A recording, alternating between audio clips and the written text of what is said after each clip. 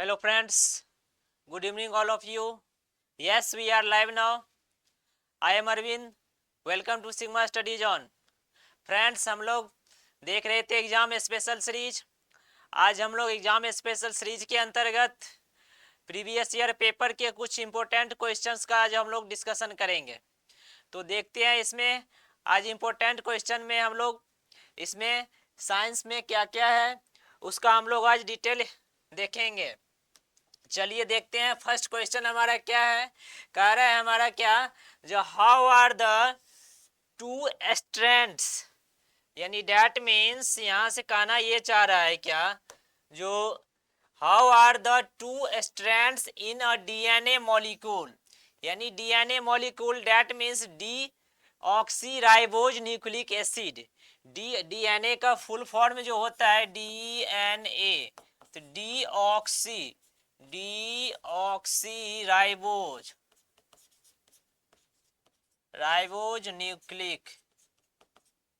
Nucleic acid जो molecule होगा held together, किसके साथ ये होता है, फॉस्फेट इस बैंड होता है इसमें, या आयनिक बॉन्ड होता है, या कोवेलेंट बॉन्ड होता है, या हाइड्रोजन बॉन्ड होता है। बताइए इसका ऑप्शन क्या आएगा, ए आएगा, बी आएगा, सी होगा या डी होगा। यानी फॉस्फेट बॉन्ड होंगे, या आयनिक बॉन्ड होंगे, या कोवेलेंट बॉन्ड होगा, या हाइड्रोजन बॉन्ड होगा। जल्दी बताइए इसका आंसर, बताइए क्या होगा। यानी डैट मीन्स इसका हम कहना चाह रहे हैं क्या, ऑप्शन में आएगा हाइड्रोजन बॉन्ड होगा। क्यों? क्योंकि राइबोज न्यूक्लिक एसिड में अगर हाइड्रोजन बॉन्ड अगर हमारा क्या होगा, ये फॉर्म्ड होता है, तो इसका मतलब इसके हम कहने का मतलब ये रहा, जो प्रत्येक ईच डीएनए जो होता है वो DNA molecule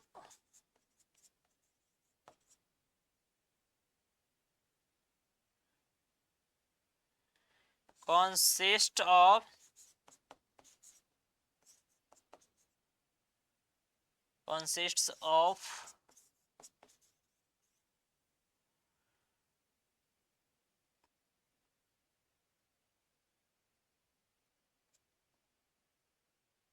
two twisted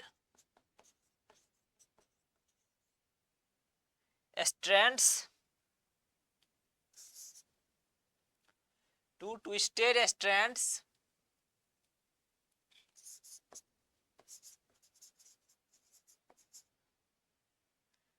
of bases.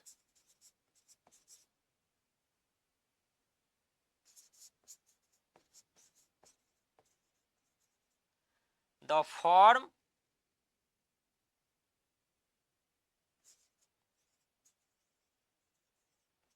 a shape called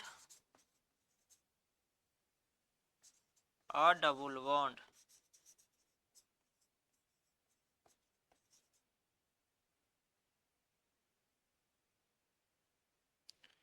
double bond sales.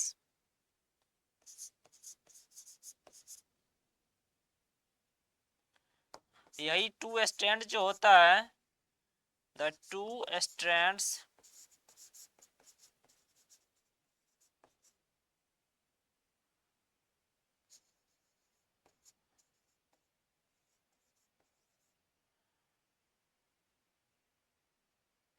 are held together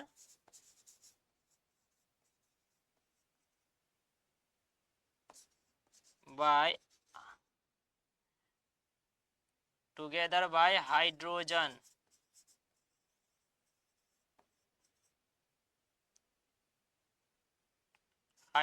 bonds.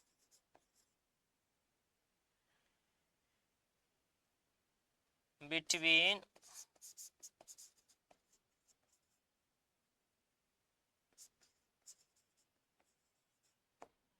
pairs of bases.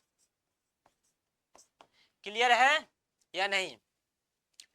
कह रहा है क्या, जो प्रत्येक डीएनए मॉलिक्यूल जो होते हैं उसमें two twisted strands of bases forms a shape called double bond, यानी उसमें टू ट्विस्टेड स्ट्रैंड्स बैंड्स होता है, यानी बेसेज का स्ट्रैंड्स ऑफ बेसेज का फॉर्म होता है और फॉर्म एक शेप में होता है, जिसको क्या कहा जाता है, डबल बॉन्ड बोला जाता है। क्या कहा जाता है उसको, डबल बॉन्ड बोला जाता है, हाँ या ना, डबल बॉन्ड सेल कहा जाता है। यही two strands are held together by the hydrogen bond between pairs of bases. ये दोनों पेयर यानी दोनों बेस के बीच में जो ये पेयर्स जो बनाता है वो क्या होता है, किसका फॉर्म करता है, ये हमारा जो टू स्ट्रैंड्स के बीच में ये हाइड्रोजन बॉन्ड का किसका करता है, hydrogen bond between pairs of bases. ये हाइड्रोजन बॉन्ड के द्वारा ये क्या रहता है, टुगेदर एक साथ बंधा हुआ रहता है, हाँ या ना। तो यही हमें कह रहा है, how are the two strands in DNA molecules held together, किस बॉन्ड के, फॉस्फेट बैंड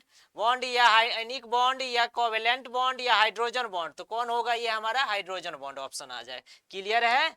चलिए नेक्स्ट क्वेश्चन देखिए, ये हमें एक एक्सपेरिमेंट दे रखा है हमारा, और ये टेस्ट ट्यूब है जिसमें हमें ये लगा रखा है, जो ये कह रहा है क्या, ये हमारा थर्मामीटर है, ठीक है, थर्मोमीटर है ये हमारा, और ये इसमें जो दे रखा है ये हमारा क्या है, ये पूरे ये वाटर है, क्या है, ये वाटर है, हाँ या ना, ये सारे क्या है, वाटर है।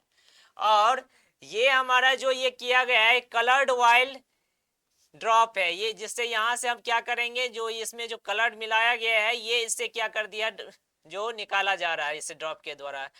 और ग्रेजुलेटेड स्केल है ये हमारा। अब इसके जिसको हम क्या करेंगे, इसमें कलर्ड वाइल जो है ये ड्रॉप, इसको हम क्या करेंगे, मेजर करेंगे इसमें, हाँ या ना।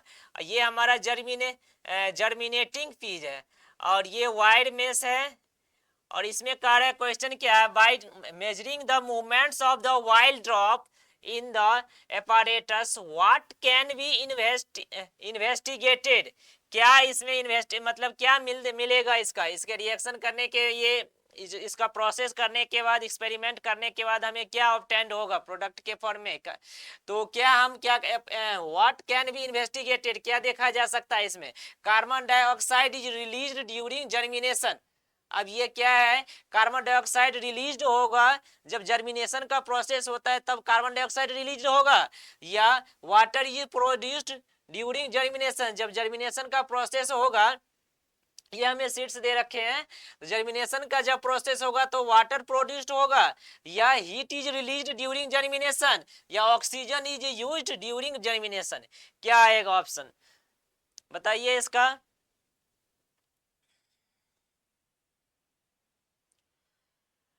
अब इसमें आएगा क्या होगा, ऑक्सीजन जो होगा ये हमारे क्या होगा, यूज्ड होगा।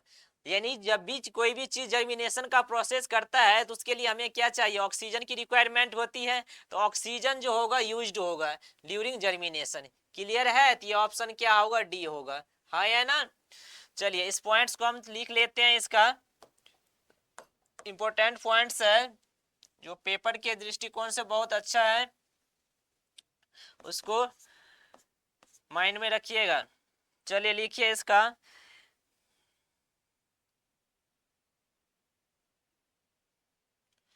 Germination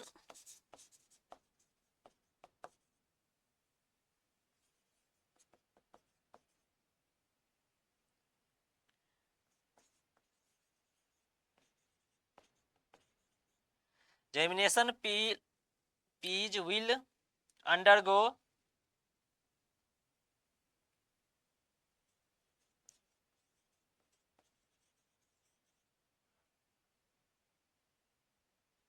aerobic respiration,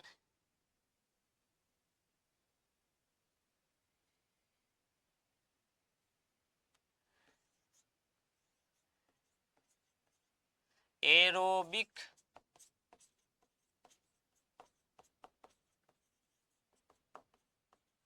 aerobic respiration क्या होगा, ये एरोबिक रिस्पिरेशन होगा, क्या होगा इसमें, एरोबिक रिस्पिरेशन का प्रोसेस होगा, हाँ या ना। और फिर हमारा ये इन which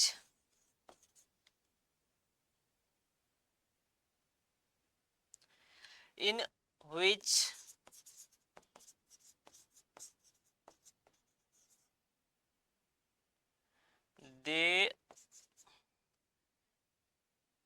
will use up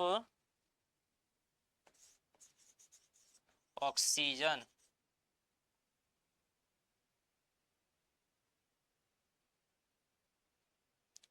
oxygen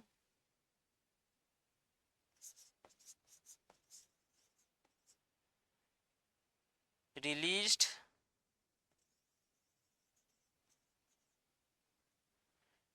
carbon dioxide, release क्या करेगा, carbon dioxide,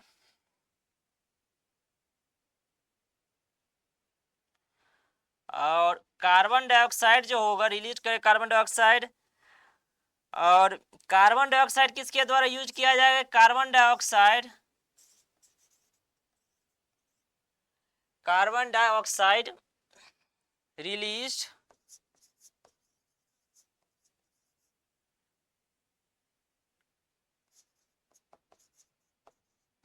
will be absorbed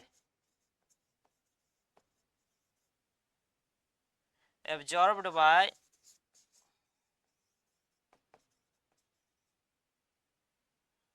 sodium hydroxide,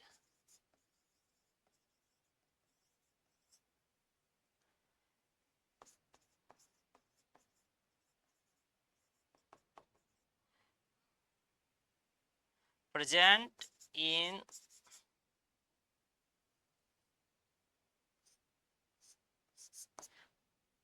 in the test tube,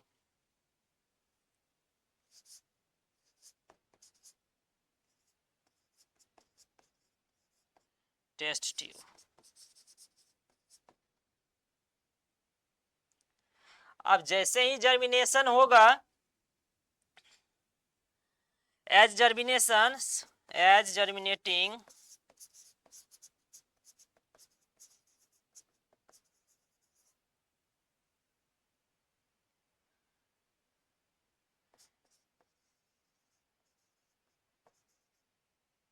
bees will consume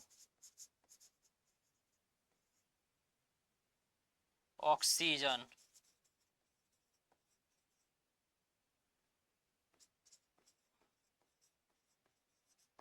present in test tube,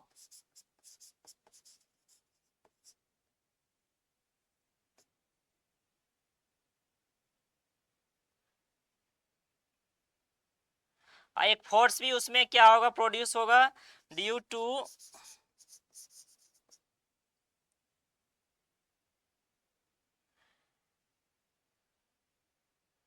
force will be developed, एक फोर्स भी उसमें developed होंगे,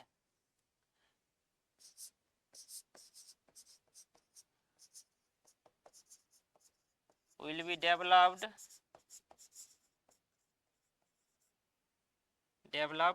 due to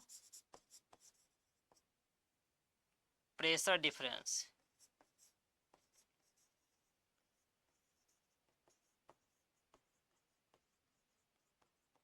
clear है, हाँ या ना, यही सारे पॉइंट्स को नोट कर लेंगे, और ये हमारा क्या होगा, ऑक्सीजन जो होगा रिलीज होगा। चलिए नेक्स्ट क्वेश्चन में देखिए क्या कह रहा है, जो what will be happen if deer is missing in the given food chain.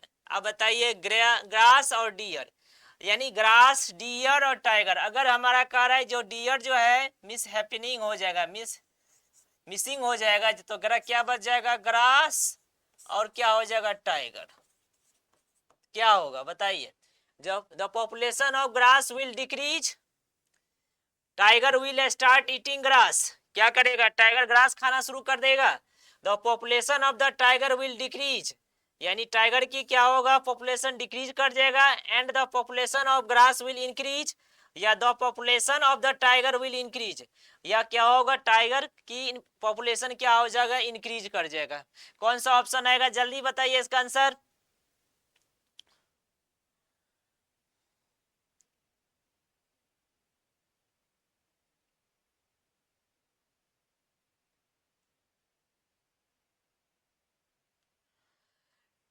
क्या होगा, अगर हमारा क्या हो गया है, डियर को हमने हटा दिए, तो क्या होगा, ग्रास और टाइगर ये बचेंगे, तो क्या होगा, यानी the population of tiger will decrease, यानी क्या होगा, क्यों, यानी पॉपुलेशन जो होगा किसका, टाइगर की, क्या हो जाएगा, डिक्रीज कर जाएगा, और and the population of grass will increase. क्यों होगा, तो हम देखिए इसका एक्सप्लेनेशन। जो if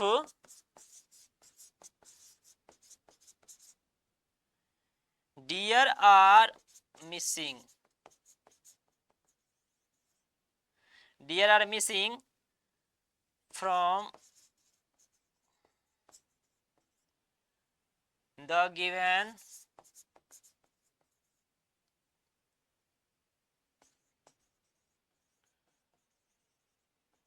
food chain,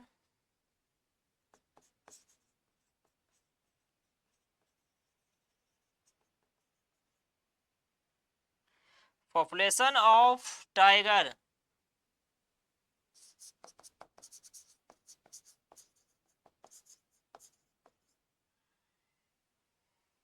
will be decrease, हाँ, and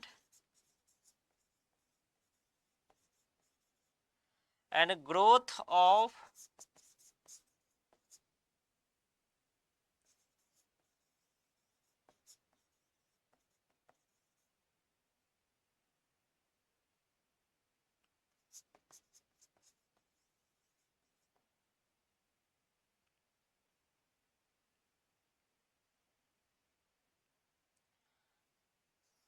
a missing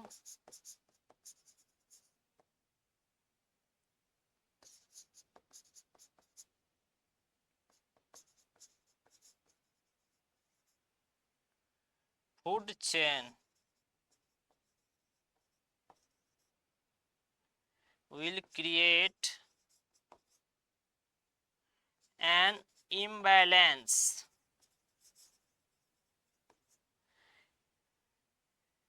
in the ecosystem।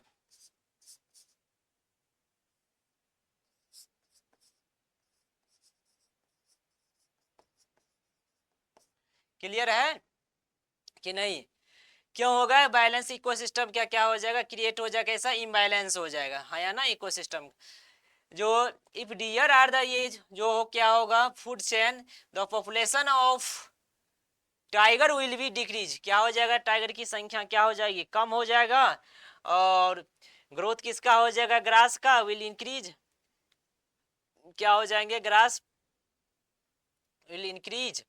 क्यों, क्योंकि टाइगर तो ग्रास खा नहीं सकता है, तो टाइगर क्या की संख्या क्या हो जाएगी, टाइगर की संख्या क्या होगा बताइए, टाइगर ग्रास खाता है नहीं ना, टाइगर अगर हम डियर को हटा देंगे तो यहाँ पे टाइगर और ग्रास बच जाएगा, तो टाइगर तो इसके खाएगा नहीं ना ग्रास को, तो टाइगर की संख्या क्या होगा, कम हो जाएगा, डिक्रीज हो जाएगा ना, कि नहीं होगा, decrease, tiger will be decrease and growth of the grass will be increase, grass को खाने वाला कोई नहीं रहेगा, तो मिसिंग लिंक, तो मिसिंग लिंक जो होगा फूड चेन जो क्या हो जाएगा, क्रिएट एंड इम्बैलेंस हो जाएगा इसी वजह से। चलिए नेक्स्ट क्वेश्चन देखिए, मैचिंग करना है इसका हमें, match the following with the correct response, column A column B ये दे रखा है, response of a plant to light, A phototropism, the response of the plant to gravity, hydrotropism, the response of the plant to water, C जो दे रखा है जियोट्रॉपीज। इसके बीच में ना हमें यहाँ पे ये हमें गैप है इसका, समझ लीजिएगा, यहाँ पे ऐसे दे रखा ऑप्शन, अब ये कौन होगा इसका, ये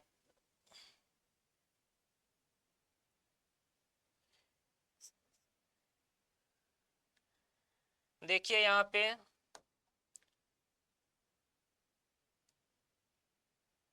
ये आप लोग को दिख रहा है, देखिए इसका, इसमें कह रहा है वो हमारा क्वेश्चन था, यही सेम क्वेश्चन है यहाँ से, इसको मैं यहाँ पे लिख दे दिया हूँ, देखिए कह रहा है the response of a plant light, यानी रिस्पॉन्स, यानी कहने का मतलब ये रहा, जो column the responses of a plant to a light, और responses of the plant to a light is phototropism क्या आएगा इसमें, the response of a plant to a gravity hydrotropism होगा, या the response of the plant to a water geotropism होगा, या the response of the plant to a chemical क्या होगा, केमेटोट्रॉपिज्म होगा। किसके साथ किसको मैचिंग करेंगे बताइए कौन सा, ए फर्स्ट,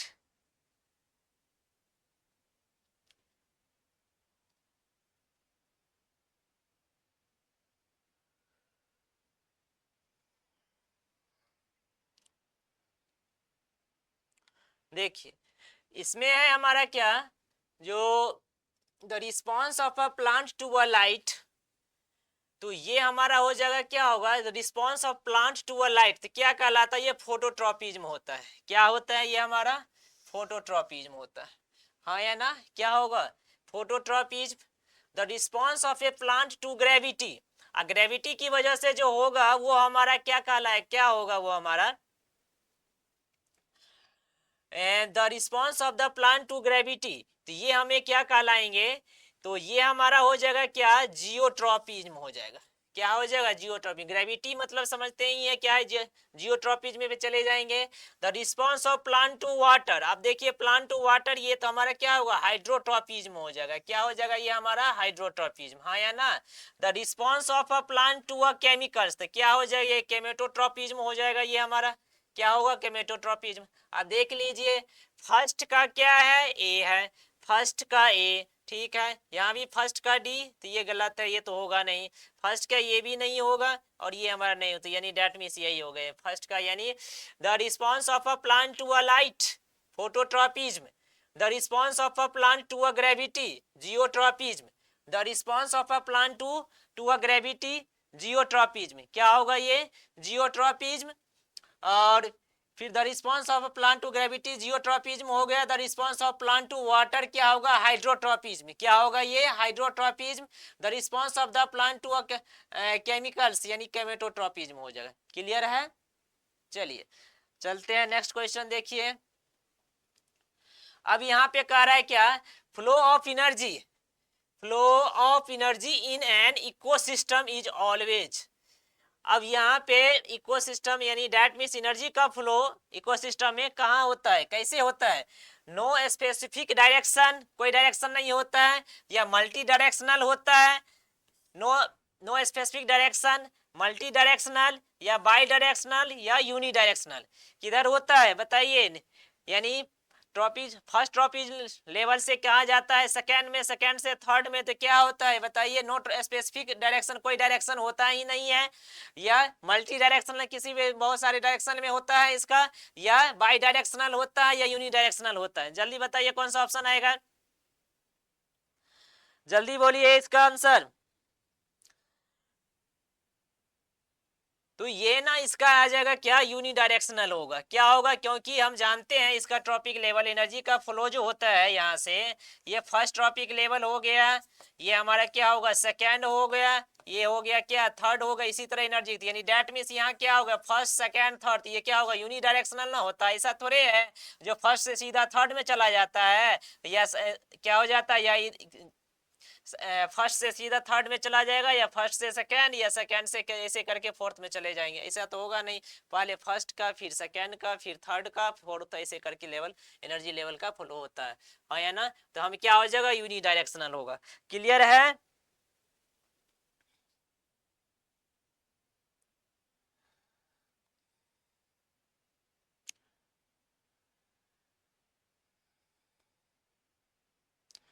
चलिए अब देखते हैं हम क्या है नेक्स्ट क्वेश्चन, बताइए इसका, which of the following statements is are correct, कौन सही है। ये स्टेटमेंट गिवन है, फोर स्टेटमेंट्स दे रखा है, क्या कह रहा है, जो pyruvate can be converted into ethanol and carbon dioxide by yeast, है ना। पायरुवेट किसमें कन्वर्ट होता है, इथेनॉल और कार्बन डाइऑक्साइड में, किसके द्वारा, बाय ईस्ट के द्वारा, ईस्ट के द्वारा का पायरुवेट को कन्वर्जन जो होता है वो क्या बनाता है, क्या होता है उसमें, इथेनॉल और कार्बन डाइऑक्साइड, या fermentation take place in an aerobic bacteria, या fermentation takes place in mitochondria, या fermentation is a form of anaerobic respiration। बताइए क्या होगा इसका करेक्ट स्टेटमेंट्स।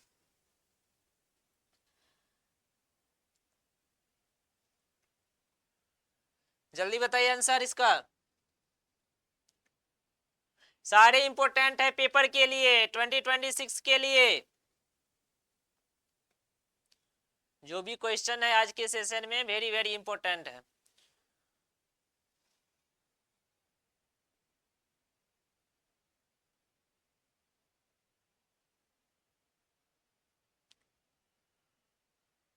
देखिए कह रहा क्या, pyruvate can be converted into ethanol and carbon dioxide by yeast. हाँ ये सही ऑप्शन क्या है, ये हमारा सही है, हाँ या ना। कह रहा fermentation takes place in aerobic respiration, नहीं बैक्टीरिया, ये रॉन्ग है। Clear, fermentation takes place in mitochondria, ये भी रॉन्ग है, हाँ या ना।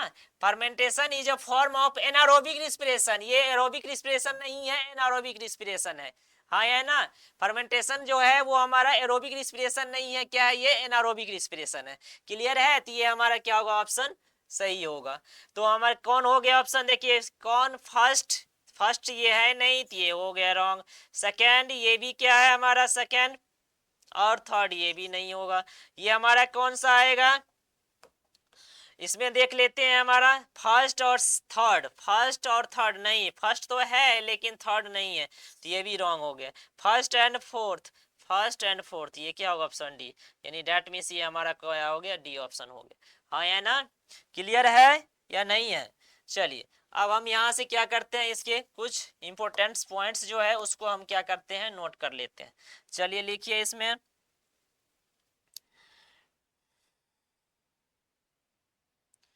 the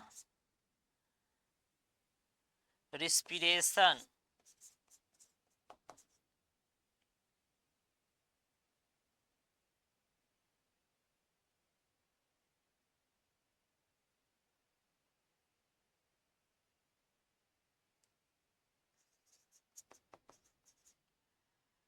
process, respiration process can be aerobic और anaerobic।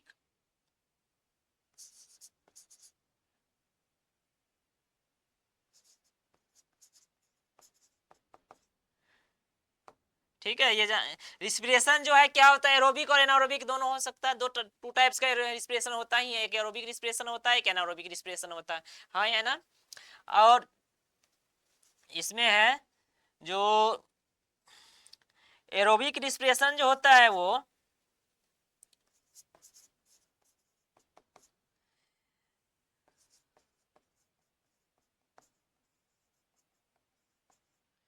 respiration occurs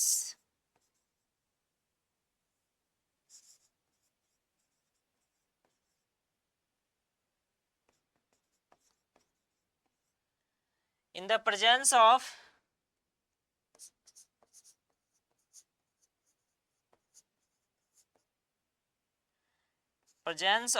oxygen in mitochondria।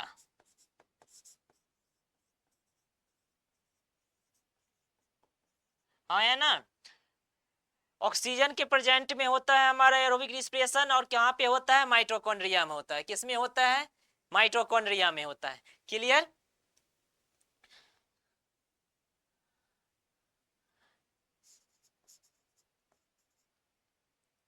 which is carried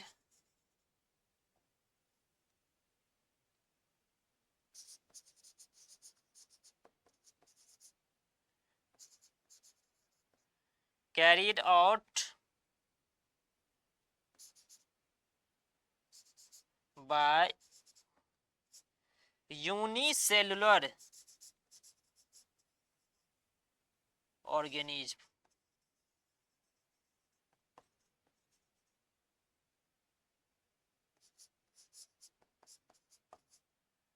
like yeast।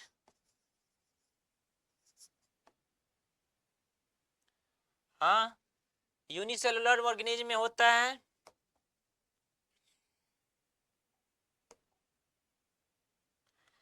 East yeast breaks into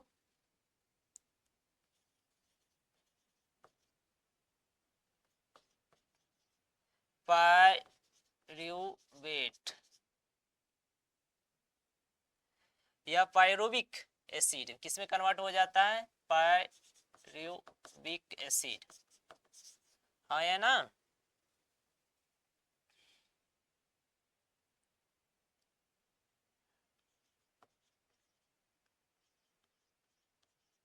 anaerobically.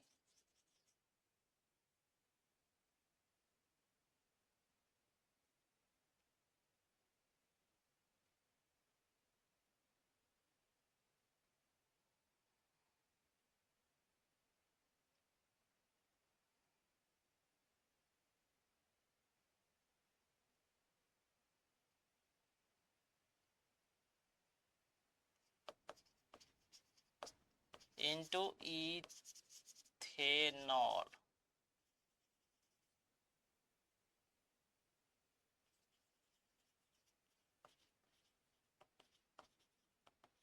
and carbon dioxide in the, ये जो होता है इन द साइटोप्लाज्म।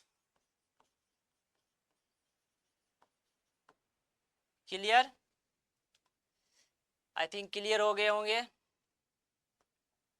आगे समझ में?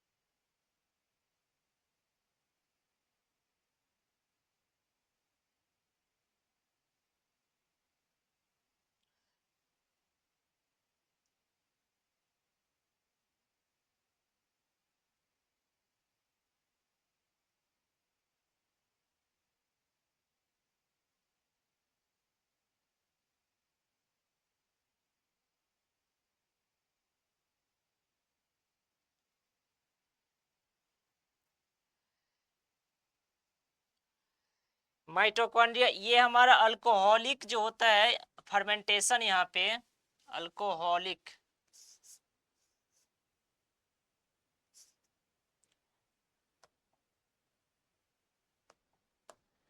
ये alcoholic fermentations, alcoholic fermentation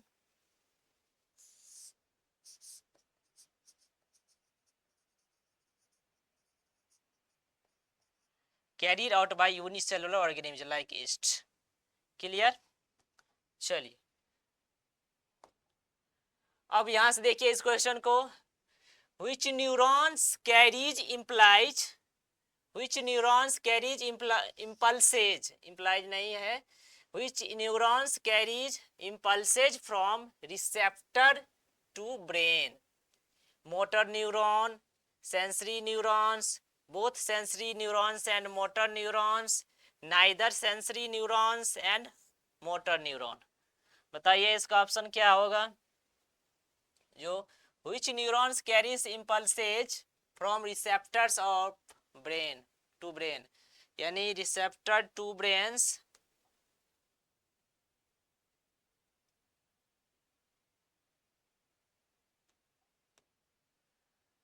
which neurons carries impulses from receptor to brain?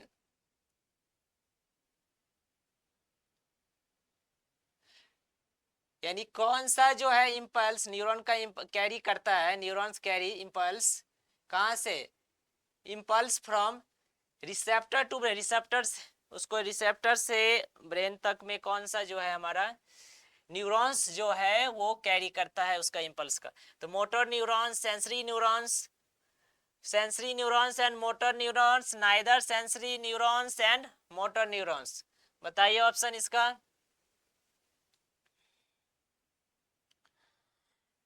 ये हमारा क्या होगा, सेंसरी न्यूरॉन्स होगा।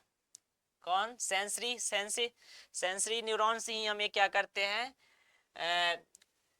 इम्पल्स को, न्यूरॉन्स से हमें कहाँ करता है इम्पल्सेज को, ब्रेन तक हमें क्या करते हैं इम्पल्स कैरी करता है।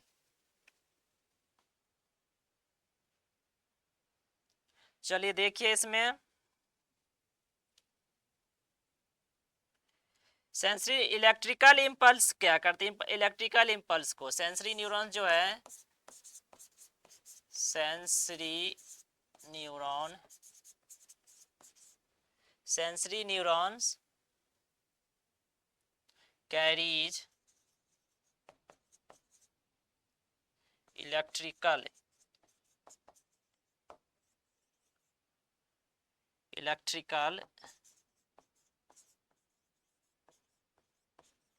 impulses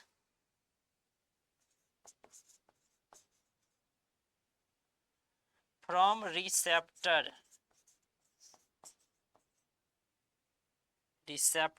to brain.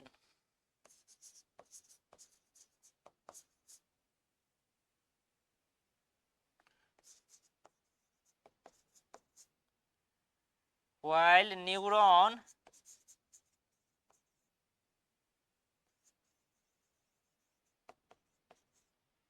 carries electrical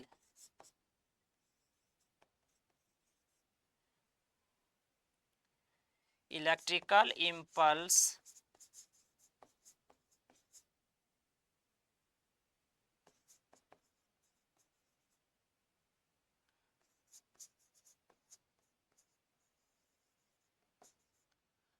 from the brain.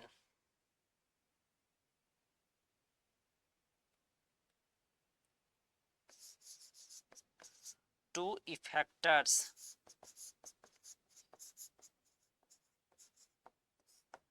Clear है, यानी ये क्या क्या कहना चाह रहा है, जो सेंसरी न्यूरॉन्स जो होता है ना कैरी इलेक्ट्रिकल इम्पल्स, क्या करता है carry, sensory neurons electrical impulse carry करता है, हाँ या ना, impulse from receptor to brain, कहाँ रिसेप्टर से कहाँ पे, ब्रेन तक। While neuron carries electrical impulse from the brain to effectors, यानी कहाँ से उल्टा है, यानी ये जो हमारा क्या रिसेप्टर टू ब्रेन, कहाँ receptor to brain sensory neuron, और न्यूरॉन जो कैरी करता है इलेक्ट्रिकल इम्पल्स को कहाँ से, ब्रेन टू इफेक्टर्स, क्लियर है।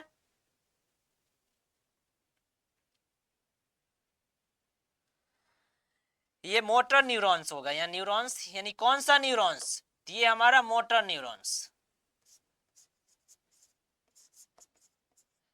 न्यूरॉन्स जो कैरी करता है इलेक्ट्रिकल इम्पल्स को, क्लियर है। मोटर न्यूरॉन्स कहां से, motor neurons carries electrical impulse from brain to effectors, brain to effector कौन, मोटर न्यूरॉन्स। सेंसरी न्यूरॉन्स कहां से इलेक्ट्रिकल इम्पल्स को, रिसेप्टर टू ब्रेन, क्लियर है, यानी receptor to brain sensory neuron, और effector to brain to effectors हमारा motor neurons, कौन होगा ये हमारा मोटर न्यूरॉन्स होगा, हाँ या ना।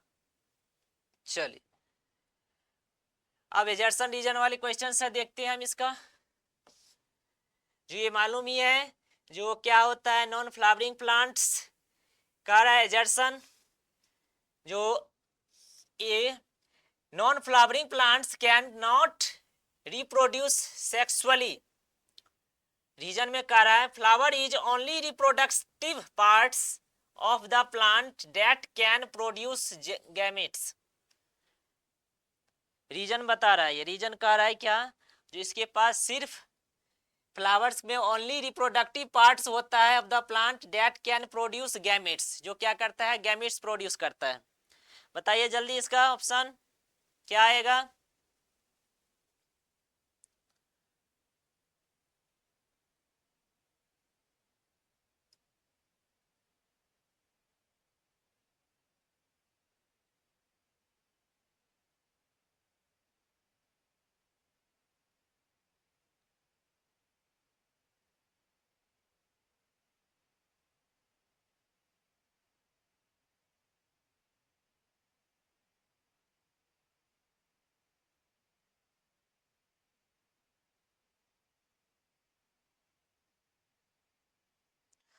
ये ना हमारा क्या होगा, जो non flowering plants can not reproduce sexually. हाँ, ये सही है। नॉन फ्लावरिंग प्लांट्स जो है, जिस प्लांट्स जो है वो रिप्रोड्यूस सेक्सुअली, जिसमें फ्लावर्स नहीं होते हैं, वो क्या होता है, रिप्रोड्यूस होती है उसके सेक्सुअली, ये एजर्सन सही है। और जो भी हमारे क्या रीजंस क्या दे रहा है, जब flower is only reproductive parts, हाँ रिप्रोडक्टिव पार्ट्स होता है जिसमें क्या होता है, plant that can produce gametes. अब गैमेट्स प्रोड्यूस होगा तभी तो क्या होगा उसका न्यू प्लांट्स फिर दूसरा बनेगा, है ना। तो रिप्रोडक्टिव पार्ट्स नहीं होता है प्लांट्स में सिर्फ फ्लावर्स का, फ्लावर्स ही जो क्या होता है रिप्रोडक्टिव पार्ट्स होता है सिर्फ। तो सही कह रहा है जो बोथ ए एंड आर, ये भी सही है, एजर्सन भी सही है और रीजन भी सही है और करेक्ट एक्सप्लेनेशन भी कर रहा है, इसलिए ऑप्शन क्या होगा, ये ए होएगा इसका। हाँ है ना, ठीक है। तो चलिए इसमें हम कुछ पॉइंट्स को हम क्या कर लेते हैं, नोट कर लेते हैं। देखिए कह रहा है क्या, जो गैमीट्स जो होता है, मालूम है गैमेट्स जो होता है मैंडेटरी होता है किसी भी फ्लावर्स का।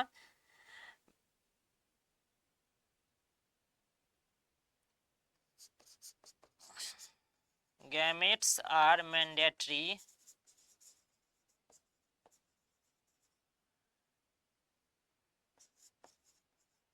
For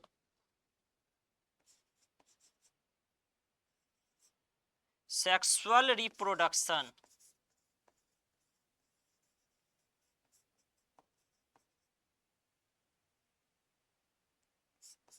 through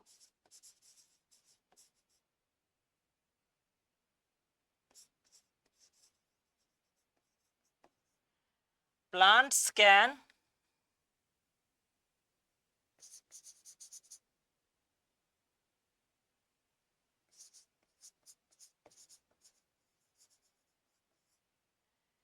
reproduce through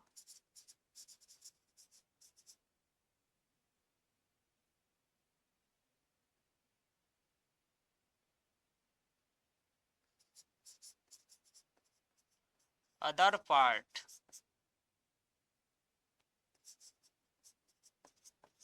like stem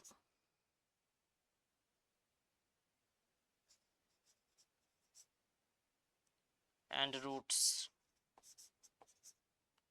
clear है, यानी gametes are mandatory for sexual reproduction, ठीक है। Through the plants can reproduce the through this plants can reproduce through other part like जैसे स्टेम हो गया, और ये रूट्स के द्वारा भी होता है।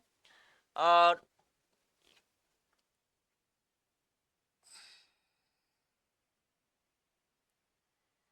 जिसको क्या कहा जाता है, ये स्टेम्स और रूट्स के द्वारा होता है वेजिटेटिव प्रोपागेशन कहा जाता है। हाँ, क्या बोला जाता है उसको, वेजिटेटिव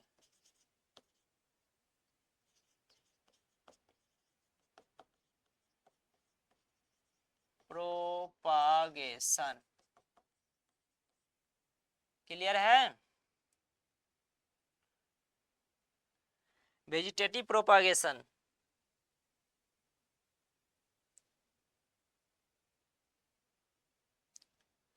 चलिए अब हम देखते हैं नेक्स्ट, कह रहा है क्या, एजर्सन अ फूड चेन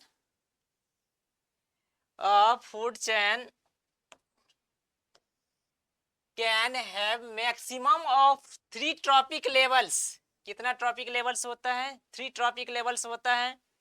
हाँ, रीजन्स दो जो दे रखा है, एनर्जी अवेलेबल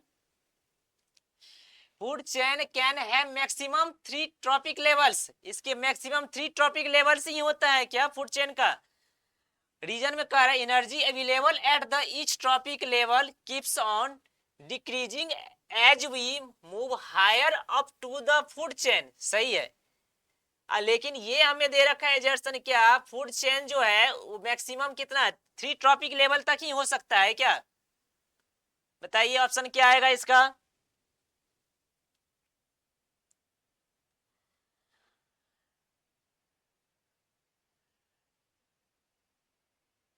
ये हमारा देखने से ही पता चल रहा है, नहीं 3 नहीं होता है, 4 भी हो सकता है, 5 भी हो सकता है, 6 भी हो सकता है। हाँ या ना? तो यानी डैट मीन्स मैक्सिमम 5 या 6 जो भी है इसका हमें क्या हो सकता है? तो ये हमारा ना एजर्सन जो है क्या है, रॉन्ग है। क्या है हमारा एजर्सन वाले, ये हमारा क्या है, रॉन्ग है। और रीजन जो कह रहा है energy available at the each trophic level keeps on decreasing as we move higher up to the food chain, ये हमारा रीजन क्या है, सही है, करेक्ट। क्लियर है या नहीं है बताइए? क्लियर है ना? क्लियर है? तो ये कौन सा ये यानी डेट में एजर्सन क्या है, फॉल्स है, रीजन सही है, तो हमें क्या होगा, एजर्स A is true but A is true but R is false. और एक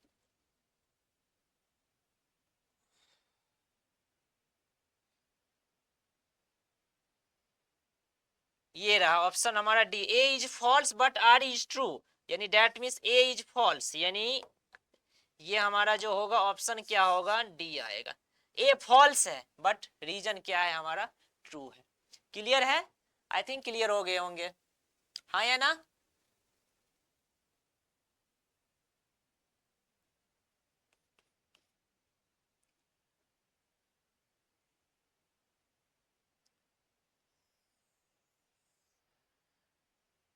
चलिए इसका कुछ हम पॉइंट्स नोट कर लेते हैं, देखते हैं इसका एक्सप्लेनेशन में हम।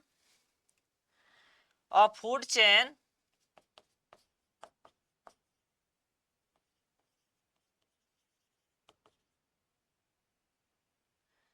Can have maximum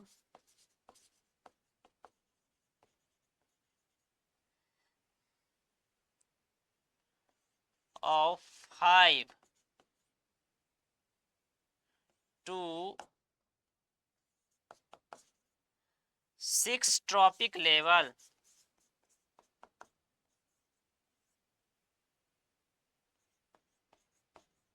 6 tropic levels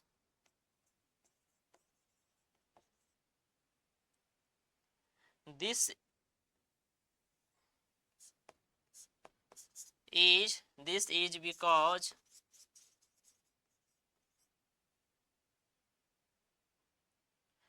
a lot of energy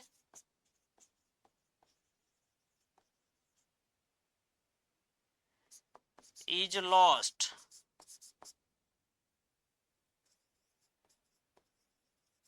as heat at each tropic level.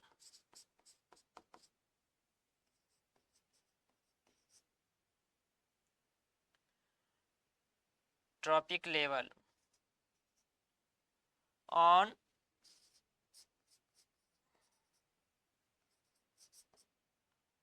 account of metabolism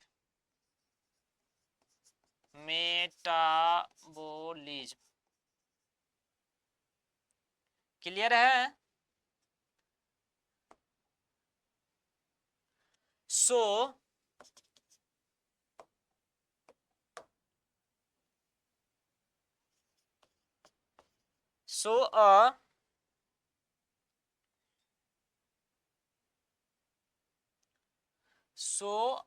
a small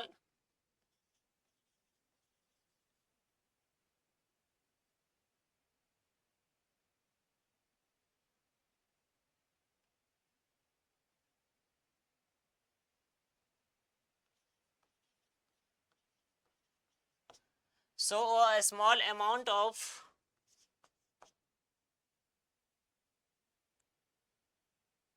energy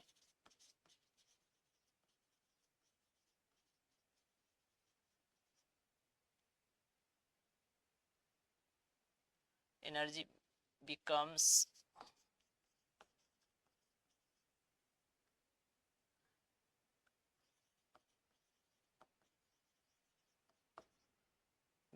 available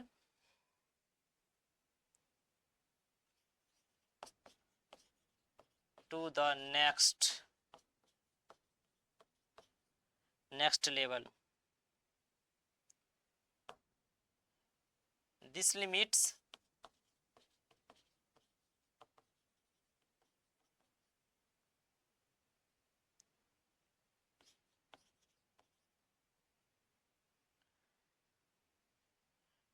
the number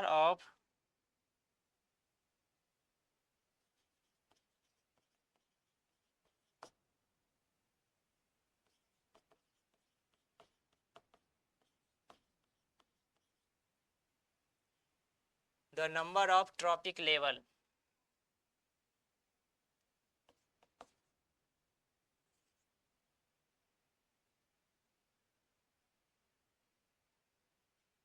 In a food chain. I think clear हो गए होंगे सारे points. बहुत अच्छा question था। अभी तक हम लोग ना 3 ट्रॉपिक लेवल ही पढ़ते थे। नहीं, ये रॉन्ग है, 3 ट्रॉपिक लेवल नहीं है, 5 to 6 हो सकता है जो एनर्जी का ट्रांसफर होता है हायर लिमिट में। देखिए नेक्स्ट क्वेश्चन क्या कर रहा है, जो which of the given statements is true। इसमें दिया गया स्टेटमेंट कौन सा ट्रू है। Statement is true about the sodium carbonate. Chemistry का क्वेश्चन है, सोडियम कार्बोनेट के बारे में कौन हमारा क्या है ऑप्शन सही है। It is a transparent crystalline white solid. It has the chemical formula Na2CO3 into 10H2O। Sodium carbonate का है। It gives acidic solution when dissolved in water। It is prepared by reacting with chlorine। बताइए ये prepared किया जाता है किसको, किससे reaction करके, क्लोरीन से।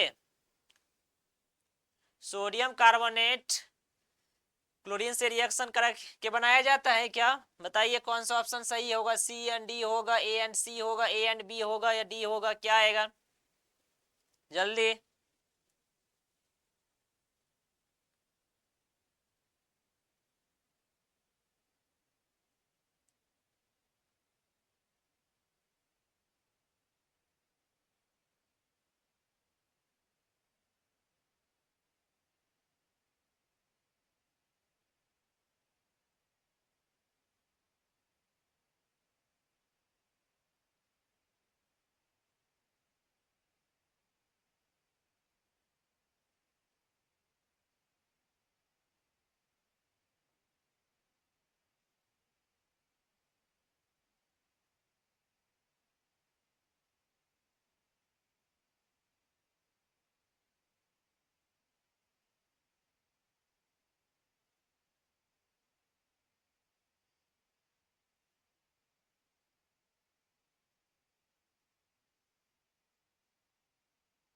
बताइए ऑप्शन इसका।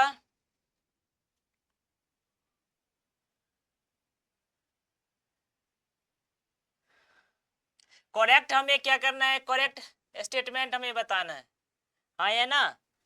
तो it is a transparent crystalline white solid, सही है ये ऑप्शन हमारा क्या होगा, सही होगा, हाँ या ना। It has the chemical formula Na2CO3 into 10H2O, ये भी सही है, केमिकल फॉर्मूला होता है। It gives acidic solution when dissolved in water, wrong है। It is prepared by the reacting with chlorine, नहीं, क्लोरीन के साथ रिएक्शन करके ये नहीं बनता ही नहीं है हमारा ये, हाँ या ना, इसलिए ये भी गलत है। यानी डैट मीन्स ये हमारा ऑप्शन कौन आएगा, बताइए ए और B.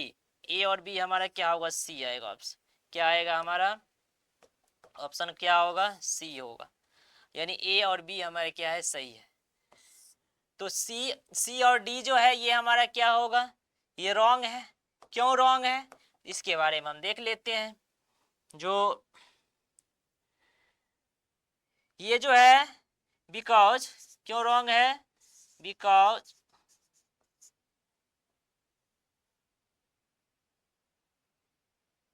C and D is incorrect,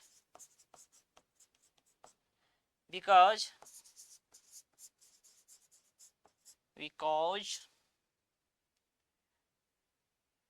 the solution of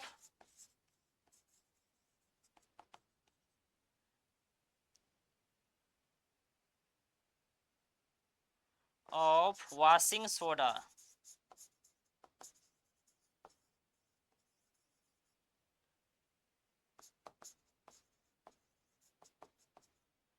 in water is alkaline.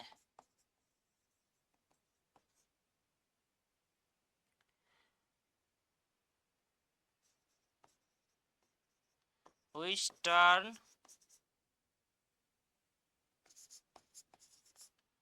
red litmus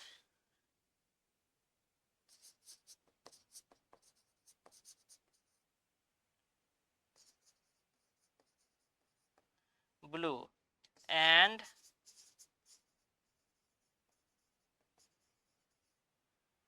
washing soda is prepared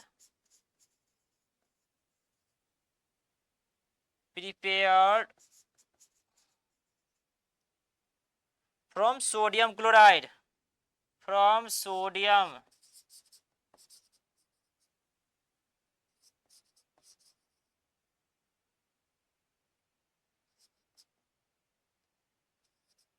chloride यानी NaCl।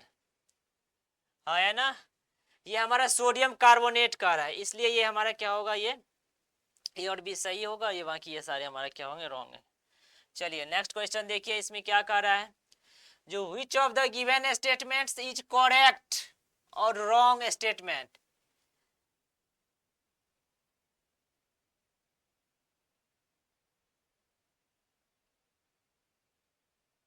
देखिए हमारा क्या कह रहा है स्टेटमेंट, स्टेटमेंट ए कह रहा है क्या, oxy acetylene, oxy acetylene,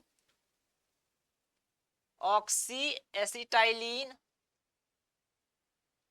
flame is used for welding purpose, welding use किया जाता है, oxy acetylene is flame is used for the welding purpose, welding में यूज किया जाता है क्या, oxy acetylene flame. Statement B कह रहा है इथाइन रिएक्ट्स विथ HCl, जब इथाइन जो है HCl के साथ रिएक्ट करके इन प्रेजेंस ऑफ HgCl2, हाँ है ना, mercury chloride HgCl hydrogenous chloride to form vinyl chloride, यानी इथाइन जो HCl के से रिएक्ट करके, इथाइन HCl से रिएक्ट करके in the presence of HgCl2, in the presence of HgCl2 क्या फॉर्म करता है, विनाइल क्लोराइड करता है। Neither statement A nor statement B, दोनों रॉन्ग ट्रू है, यानी न ही क्या है ए ट्रू है, न ही क्या है बी ट्रू है, दैट मींस दोनों फॉल्स है क्या, both the statement A and B are the true, दोनों सही है, statement B is true but statement A is wrong, और statement A is true but statement B is false. बताइए जल्दी इसका ऑप्शन क्या आएगा, जल्दी।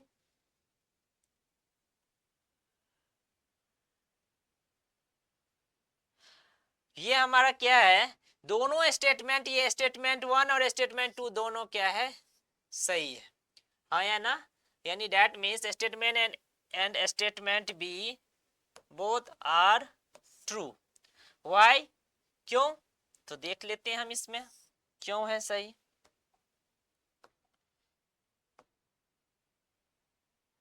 देखिए ऑक्सी एसिटाइलिन जो कह रहा है ये क्या है, oxy acetylene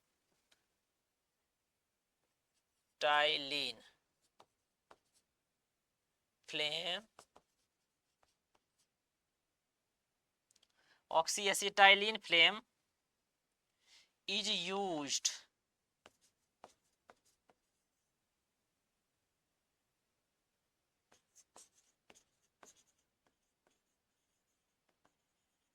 welding purpose। Clear है? the oxyacetylene flame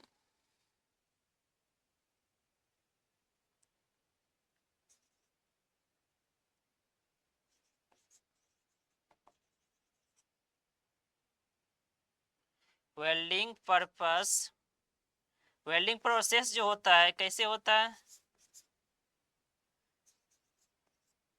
use a combination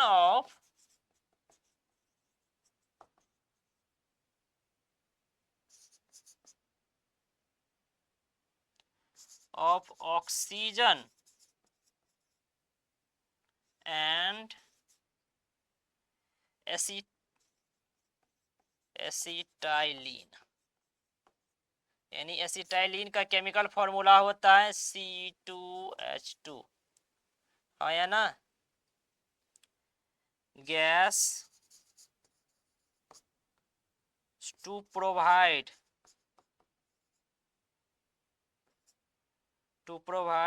a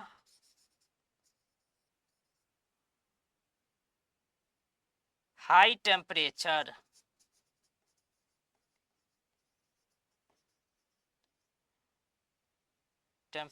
flame।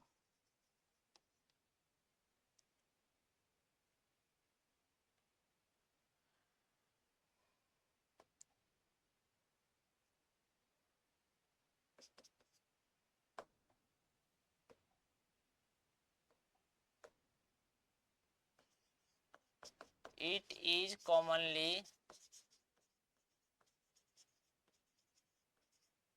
is commonly used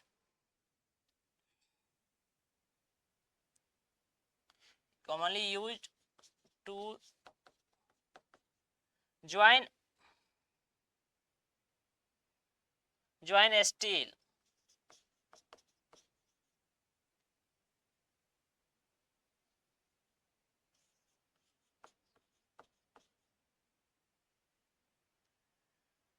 steel permanently।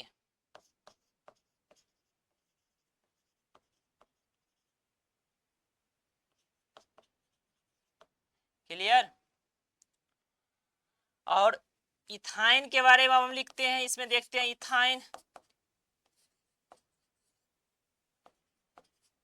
Ethyne. इसका chemical formula C2H2 reacts with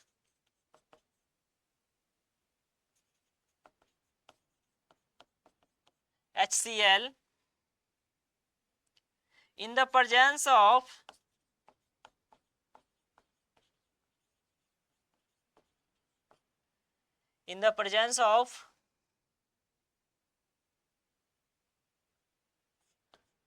HgCl2, हाँ है ना?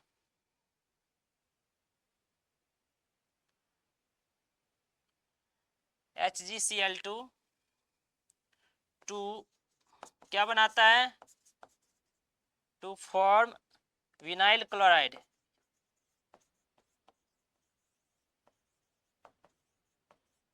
विनाइल क्लोराइड और क्लोरोइथेन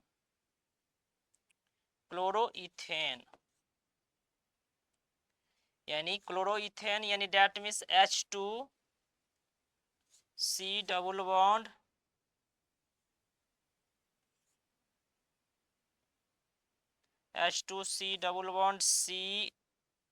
CHCl। क्लियर है? विनाइल क्लोराइड और chloroethane, इसी vinyl chloride को ये क्लोरोइथेन ही कहा जाता है, यानी that means H2C double bond CHCl, vinyl chloride.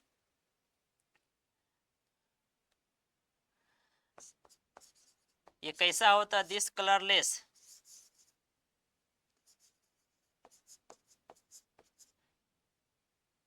Colourless compound होता है।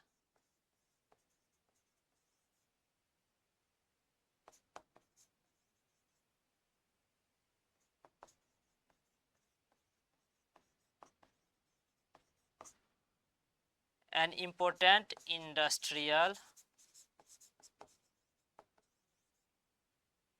chemical, क्लियर है?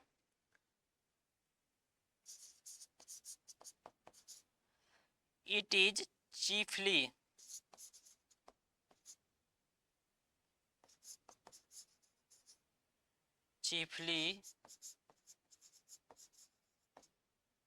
used to produce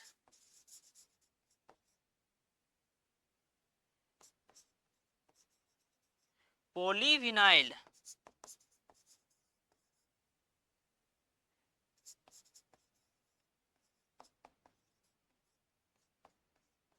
PVC, clear है? आई थिंक क्लियर हो गए होंगे। इंपॉर्टेंट था हमें, यानी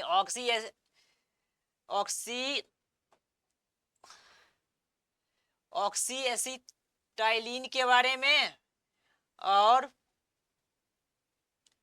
इथाइन यानी डेट मीन्स विनाइल क्लोराइड, यानी विनाइल क्लोराइड के बारे में भी हमने बता दिए पूरा डिटेल्स, और पॉलीविनाइल क्लोराइड क्या होता है, पीवीसी क्या होता है, उसके बारे में भी हमने बता दिया।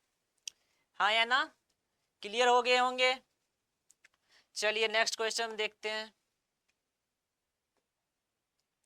देखिए इसमें क्या कह रहा है, what happens when ammonia reacts with, ammonia react करता है, यानी what happens when ammonia reacts with hydrogen chloride NH3 plus HCl, both hydrogen and NH4Cl, Cl2 gas is evolved, H2 gas is evolved, NH4Cl is formed। क्या होगा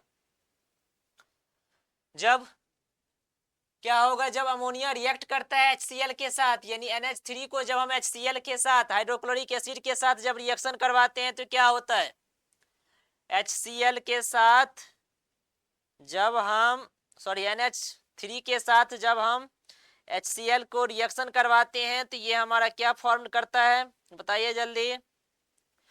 NH4Cl यानी ammonium chloride is formed.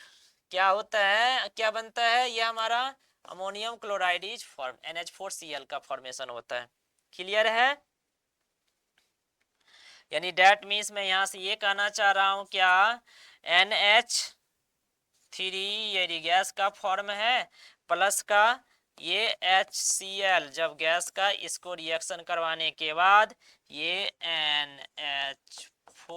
NH4Cl का formation करेगा, यानी ammonium chloride.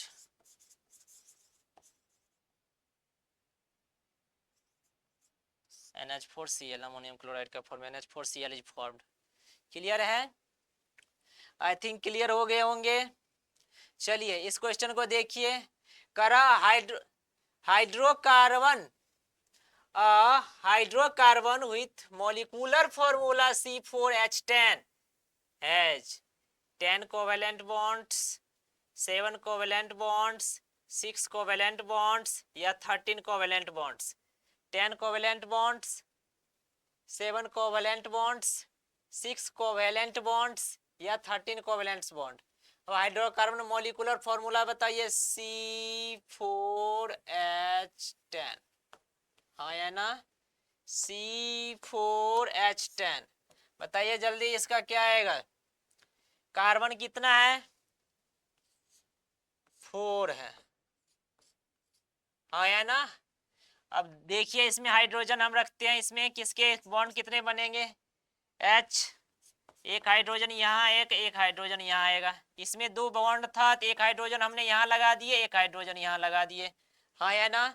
एक hydrogen हम यहाँ पे लगा दिए, एक हाइड्रोजन यहाँ लगा दिए, एक हाइड्रोजन यहाँ और ये एक हाइड्रोजन यहाँ। तो कितने हो गए बॉन्ड इसके, 1 2 3, तो यहाँ हो गए 4। यानी टोटल हमारा क्या होगा, हाइड्रोजन कितने हो गए, 1 2 3 4 5 6 7 8 9 10, 10 हाइड्रोजन हो गए और सबके बीच में सिंगल सिंगल बॉन्ड है। बॉन्ड काउंट कर लीजिए कितना हो रहा है इसका टोटल, कितना हो रहा है।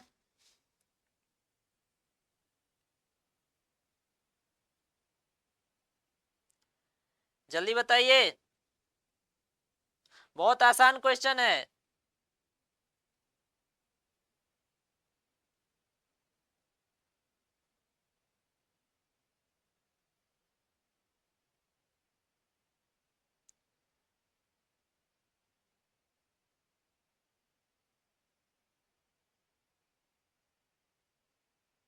कितना अकाउंट कीजिए ना, कितने आ जाएंगे, 13 कोवेलेंट बॉन्ड होगा। कितना होगा, 13 होगा। कैसे, 1 2 3 4 5 6 7 8 9 10 11 12 13, तो 13 कोवेलेंट बॉन्ड हो गया, हाँ या ना। क्लियर है, काउंट कर लेंगे स्ट्रक्चर बना के, फिर हम यहाँ से क्या कर लेंगे, इसके बॉन्ड काउंट कर लेंगे। इसी बॉन्ड के बारे में पूछ रहा है, कह रहा है कितना covalent bond, single bond covalent bond होता है, हाँ या ना। तो ये 1 2 3 4 5 6 7 8 9 10, सॉरी 1 2 3 4 5 6 7 8 9 10 11 12 13, 13 आ गए ना, हाँ है ना। चलिए,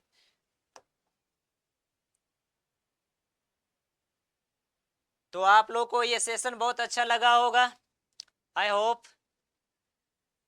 तो आज हम इस सेशन को यहीं पे स्टॉप करते हैं, क्लास ओवर करते हैं और मिलते हैं नेक्स्ट सेशन में न्यू टॉपिक के साथ, जो हम लोग जो प्रीवियस ईयर पेपर का डिस्कशन करा रहे हैं और एग्जाम स्पेशल सीरीज के अंतर्गत देख रहे हैं।